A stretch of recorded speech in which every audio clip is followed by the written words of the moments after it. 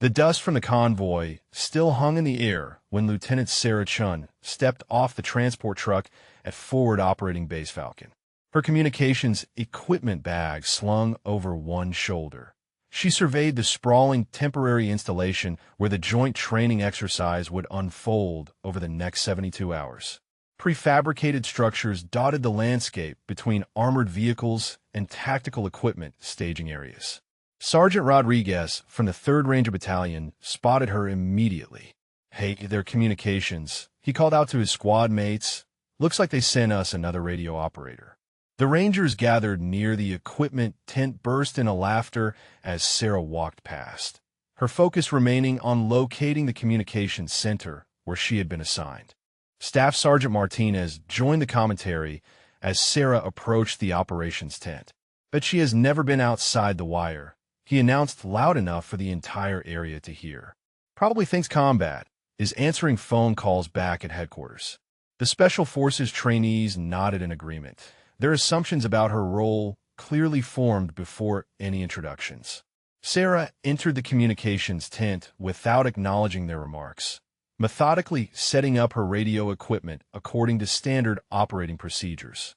The sophisticated and PRC 117G multiband radio required precise frequency calibration for the upcoming exercise parameters. Outside, she could hear the continued speculation about her capabilities and experience level. Major Thompson entered the tent for the initial briefing, explaining that the exercise would test multiple combat scenarios, including precision marksmanship challenges. "The communications specialist will coordinate all exercise traffic," he informed the assembled personnel, while the Rangers and Special Forces demonstrate advanced tactical capabilities. The assignment was clear. Sarah would remain in the communications tent, while the male trainees showcased their skills in the field operations that would determine exercise outcomes and performance evaluations. The equipment briefing commenced at 0800 hours in the main operations tent. Captain Williams stood before the assembled Rangers and Special Forces personnel, pointing to various weapons systems displayed on tables throughout the space. Sarah positioned herself near the back, ostensibly there to monitor communications protocols during the presentation. When Captain Williams reached the Barrett M82A1 anti-material rifle, he began explaining its capabilities. "This weapon system delivers effective fire out to 1,800 meters with standard ball ammunition," he stated confidently to the group. The .50 caliber round maintains supersonic velocity throughout its effective range. Sarah shifted slightly, recognizing the technical inaccuracy. The Barrett M82A1 actually maintained effective range beyond 2,000 meters with proper ammunition selection, and the ballistic coefficient varied significantly between different .50 BMG loadings. She remained silent as the briefing continued. Staff Sergeant Martinez raised his hand during the ballistics discussion. "Sir, what about wind compensation at extended ranges?" he asked. Captain Williams responded that standard Kentucky windage techniques would suffice for most engagement scenarios, suggesting simple hold-off methods for crosswind conditions. The technical error was significant. At ranges beyond 1,000 meters, precise mil-dot calculations and mathematical wind compensation became essential for accurate shot placement. Kentucky windage represented an outdated approach that would result in consistent misses during precision engagements. Sarah unconsciously shook her head at the oversimplification. Sergeant Rodriguez noticed her reaction immediately. "Something wrong back their communications," he called out, drawing attention from the entire briefing. "You disagree with the captain about shooting techniques." The other trainees turned to stare, anticipating her response to the challenge. "Think you know better than an infantry officer," Martinez added with obvious skepticism. "Probably read about it in some manual during your technical training." The assumption that her knowledge came from textbooks rather than practical experience drew chuckles from the assembled special operations personnel who considered themselves the authority on precision marksmanship applications. The mess hall buzzed with conversation during the evening meal as Rangers and Special Forces personnel discussed the upcoming training scenarios. Sarah sat alone at a corner table, methodically eating her MRE while monitoring radio chatter through her earpiece. The isolation was deliberate, allowing her to focus on communications protocols without distraction. Sergeant Rodriguez approached her table with his entire squad following behind. "Mind if we join you communications?" he said without waiting for permission. The Rangers settled around her table, their conversation immediately turning to speculation about her combat readiness and field experience. Martinez leaned forward with obvious amusement. "Bet you have never even fired a weapon outside of basic training," he announced to the group. Probably qualified expert on paper, but would freeze up the moment bullets started flying. The comment drew approving nods from the other Rangers, who shared similar assumptions about support personnel. Staff Sergeant Johnson from a Special Forces detachment joined the discussion from the adjacent table. These communications specialists think they understand tactical operations from listening to radio traffic, he stated loud enough for surrounding tables to hear. Reality is completely different when you're actually pulling triggers downrange. The conversation escalated as more personnel contributed their opinions about her presumed limitations. Sarah continued eating without responding, her focus remaining on the radio communications that provided updates about tomorrow's exercise parameters. The tactical scenario would include precision marksmanship challenges that had been designed to test the limits of special operations capabilities. Captain Williams announced the specific requirements over the mess hall public address system. Tomorrow's exercise will include a precision engagement scenario requiring successful target elimination at 1,200 meters through a narrow aperture. Weather conditions indicate 15-mile-per-hour crosswinds with variable gusting. Only volunteers with confidence in their marksmanship abilities should attempt this challenge. The parameters silenced the mess hall as personnel calculated the difficulty involved. 1,200-meter shots through restricted openings represented the upper limits of human marksmanship capabilities, especially with challenging wind conditions that would affect bullet trajectory significantly. Dawn broke with steady 15-mile-per-hour winds gusting to 20 across the firing range as the precision marksmanship exercise commenced.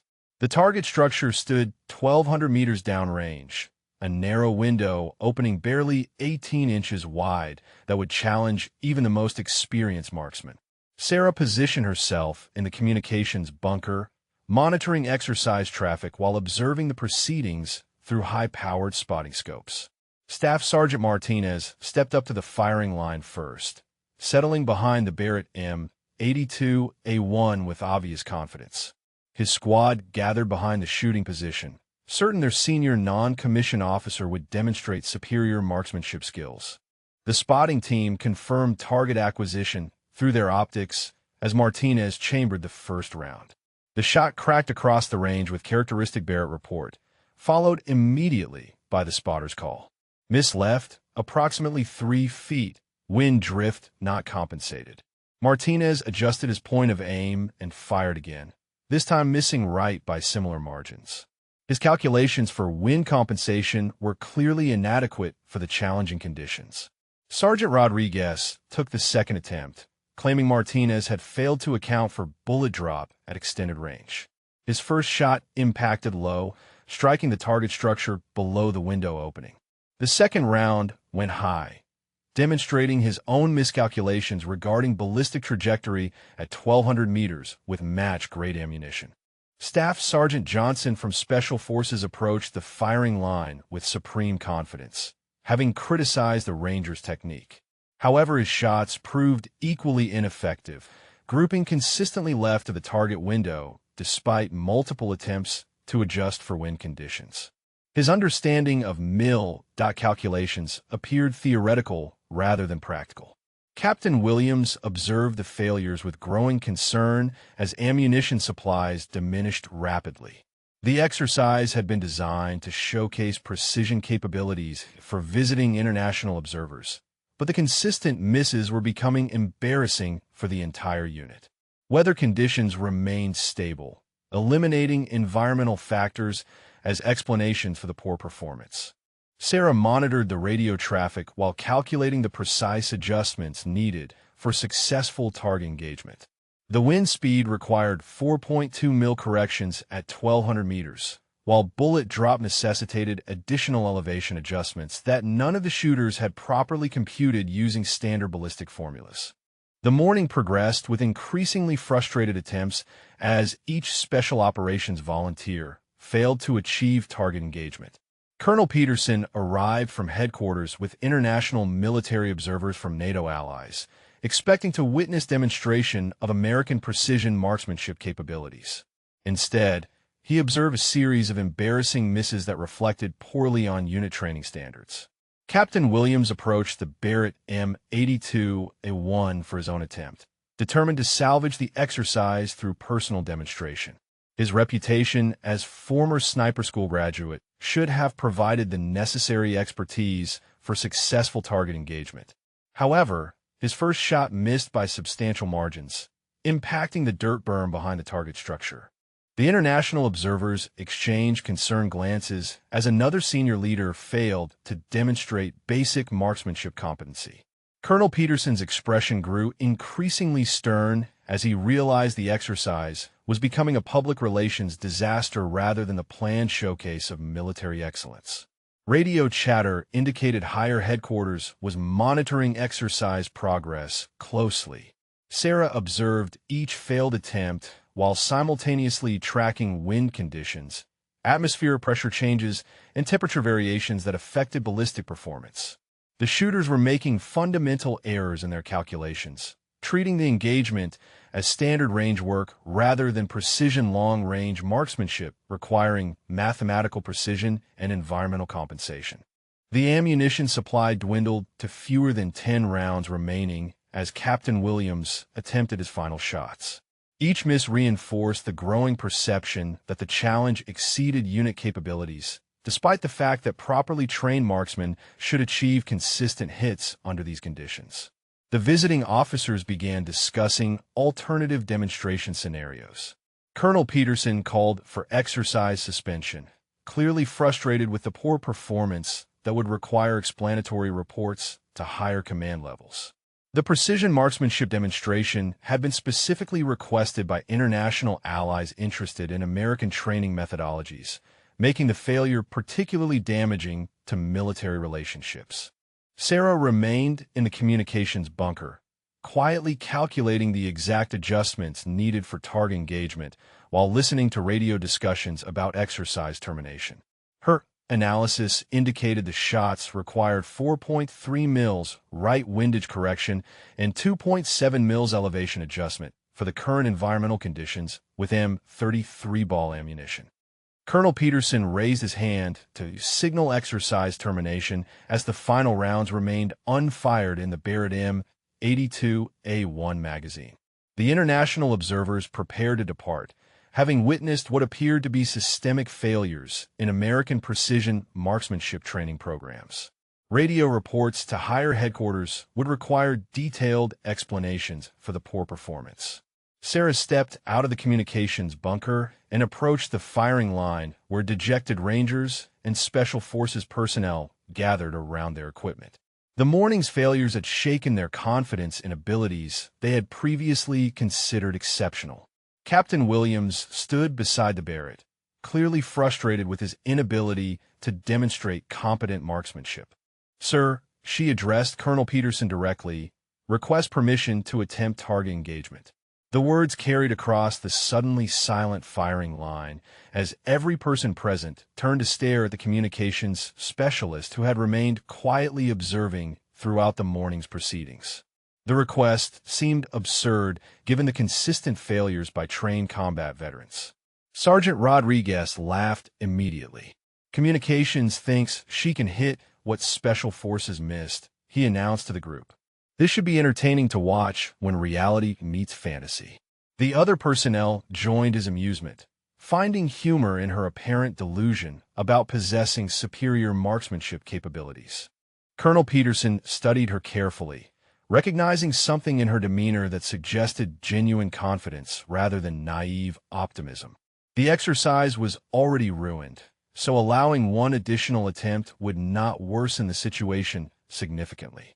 Besides, denying the request might appear discriminatory given her legitimate military status and security clearance. Captain Williams handed her the Barrett M82A1 with obvious skepticism. "Weapon is zeroed for standard engagement parameters," he stated formally. "Remaining ammunition consists of 6 rounds M33 ball with documented ballistic coefficients. Wind conditions remain steady at 15 miles per hour from the northwest with occasional gusting." Sarah accepted the rifle and immediately began examining the scope adjustments, noting the current settings that had proven inadequate for multiple experienced shooters. Her movements demonstrated familiarity with the weapon system that surprised the observers who expected hesitant handling from someone they assumed had limited firearms experience.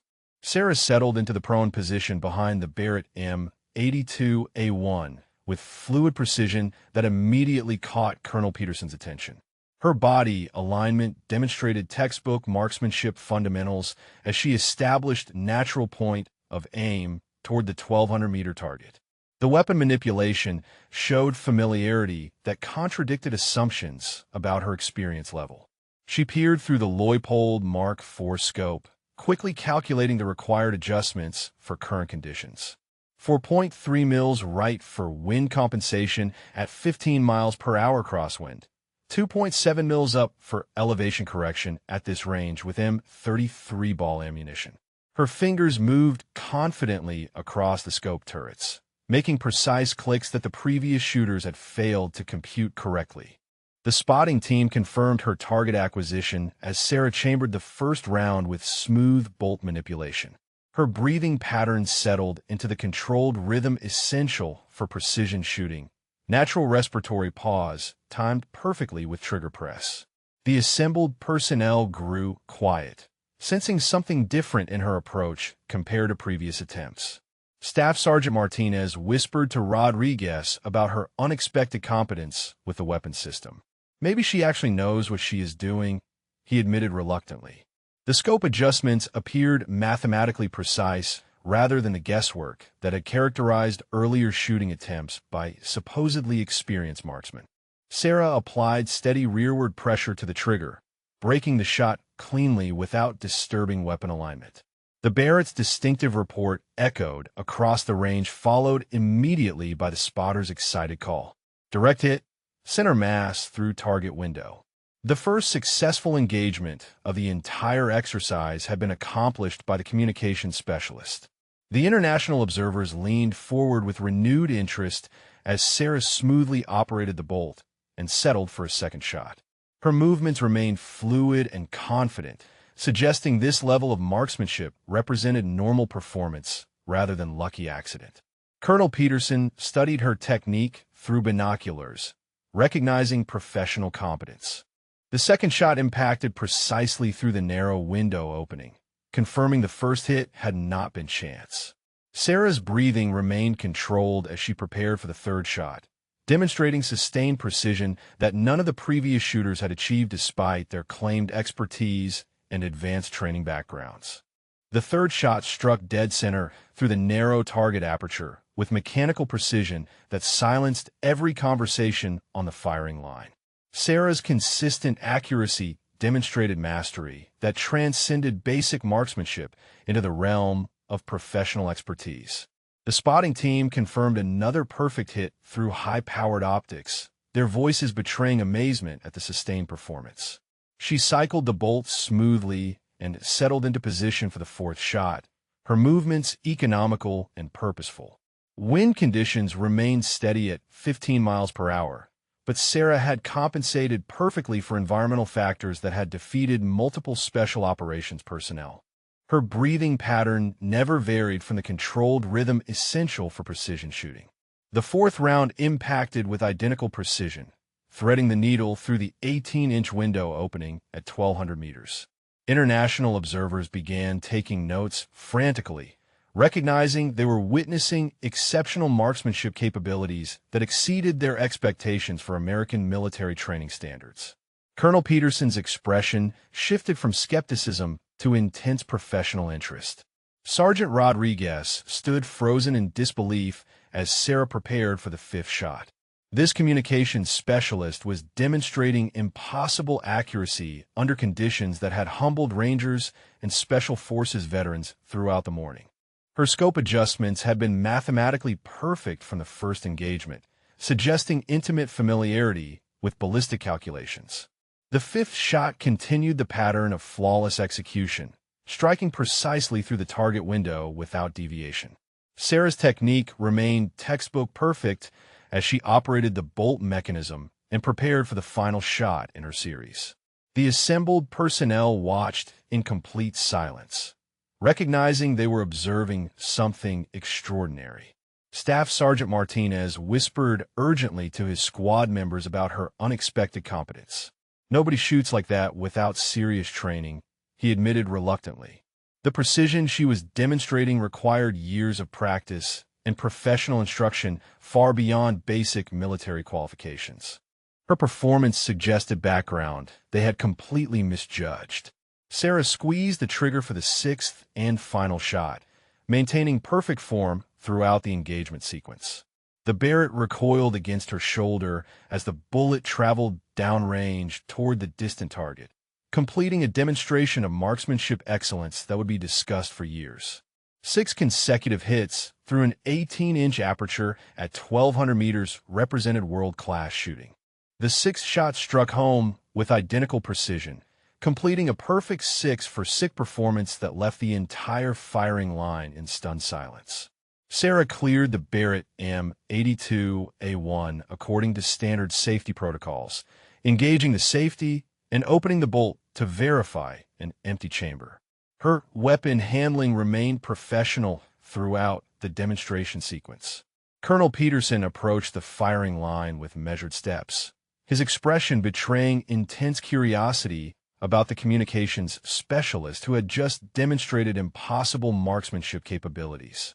The international observers followed closely behind, clearly impressed by the sudden reversal in American military competence they had witnessed during the morning exercise.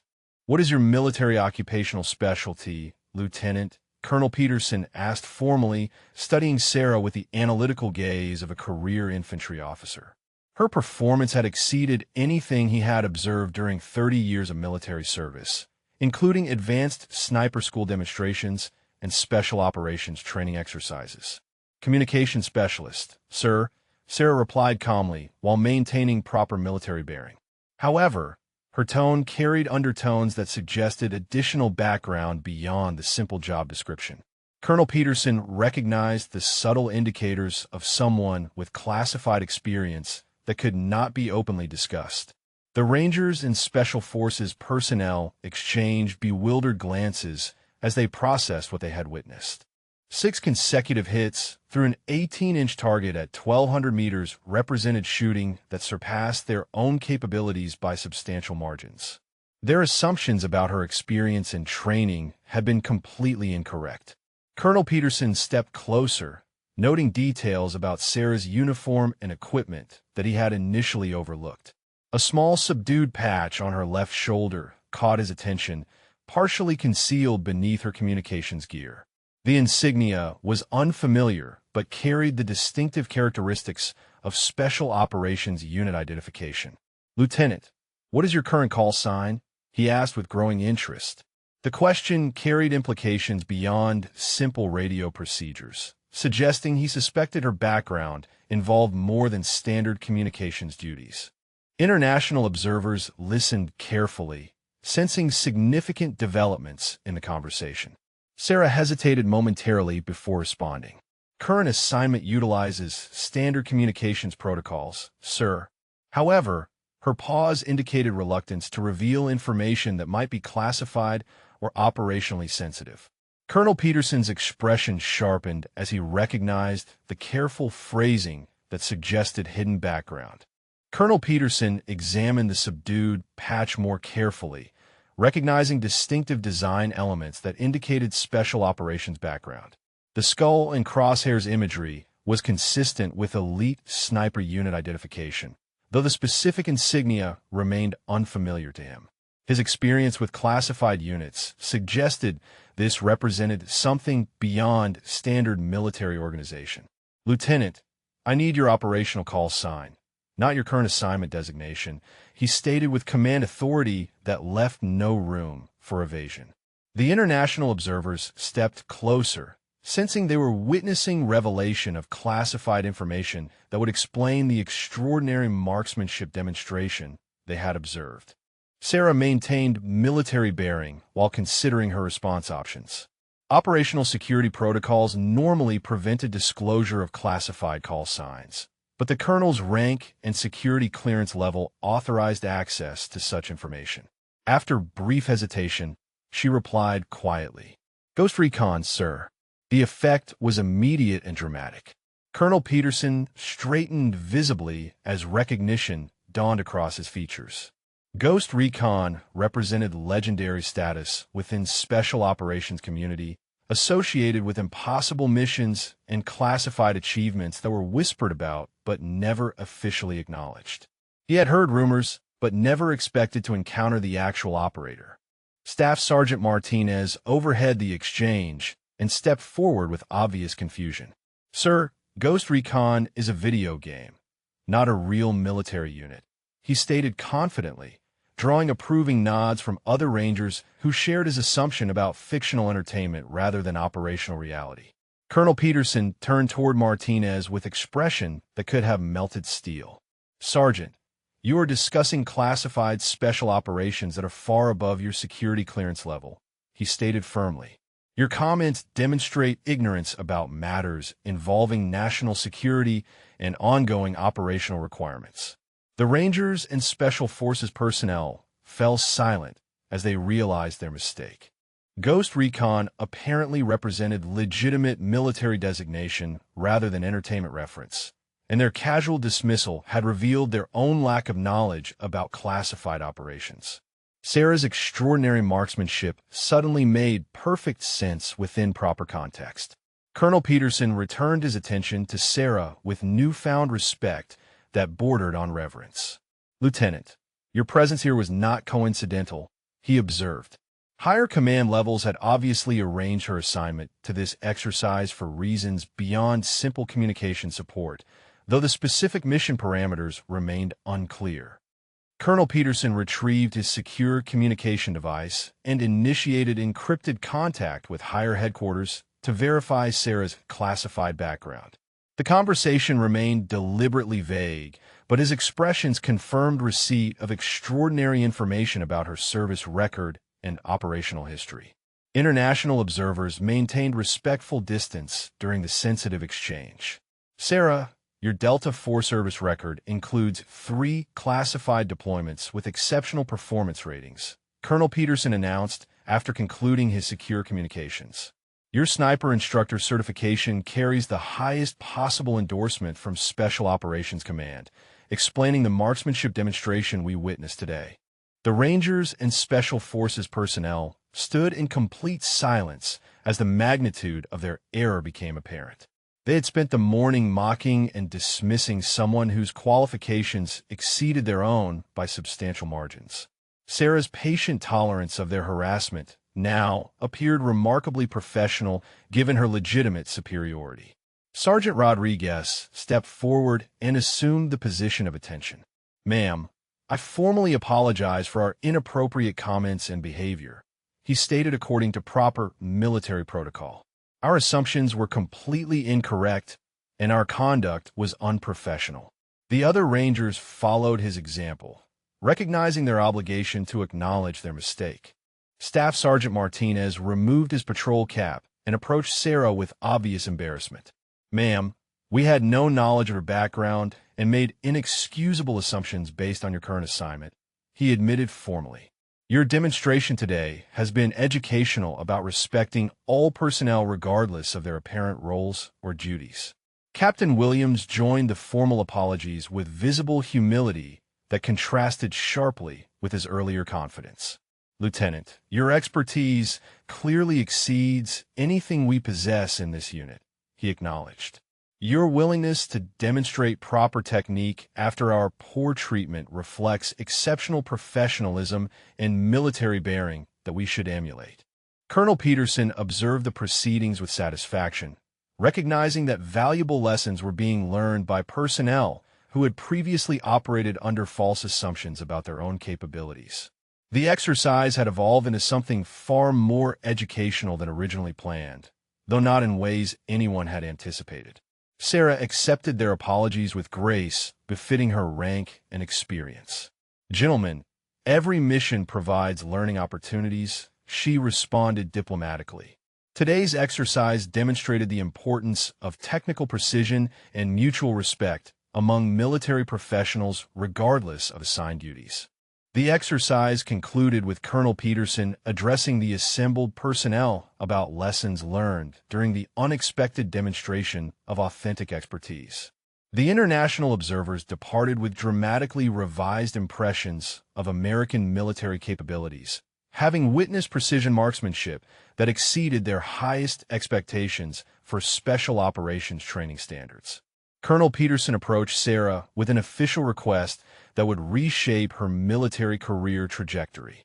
"Lieutenant, I am offering you permanent assignment as senior marksmanship instructor for this installation," he announced formally. "Your demonstrated expertise and teaching capabilities would benefit every unit that trains here, and your security clearance enables instruction on classified precision techniques." The position represented significant advancement from communications duties to specialized instruction that matched her actual qualifications. Sarah accepted the assignment with appropriate military courtesy, recognizing the opportunity to utilize her skills in constructive rather than purely operational capacity. Her transition from hidden capabilities to acknowledged expertise was now complete. Staff Sergeant Martinez coordinated with his Rangers to request additional training sessions under Sarah's instruction. "Ma'am, we clearly need remedial marksmanship training to reach acceptable standards," he admitted with newfound humility.